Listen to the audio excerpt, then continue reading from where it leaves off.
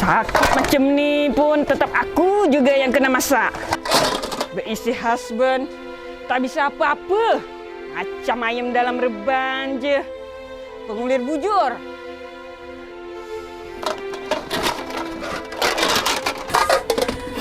Apa? Apa? Apa lagi ni? Oh, apa?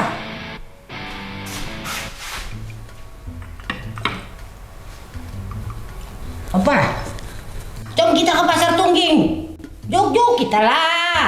Serono tahu. Apa kau cakap? Tungging. Apa benda tu? Hah? Tungging kau cakap. Apa benda tu? Is kau nih, itu pun tak tahu. Night market lah. Nang dagangannya digelar di tepi jalan tuh. Oh, night market. Apa nak cari kasih tu? Kau tak tengok ke aku ni teruk macam ni? Ayolah kita makan angin. Sambil naik basikel. Serono lagi. Mana tahu you sembuh. Jangan risau. You tulaklah surangan. Awak ini limpi macam ni. Mau kau pengsan macam mana? Macam mana?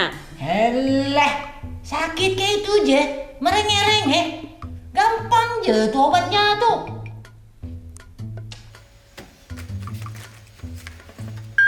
Nih, Obat apa ni?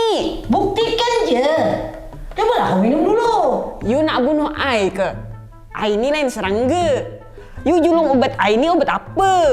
You nak berbeda bahasa ke? Taklah, ai hilap. Salah menjulung lagi. Elah, perangai kau macam tak betul pun. Dah terbaca oleh I. Nih, Obat apa ni? paracetamol 500 mg lah. Cobalah kau minum dulu. Macam mana I nak minum? Nih minum.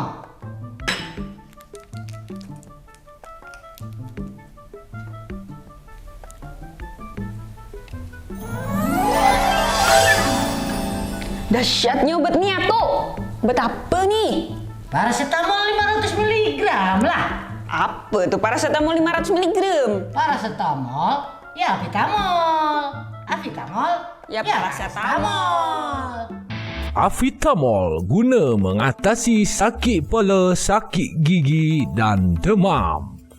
Ingat, paracetamol ya avitamol.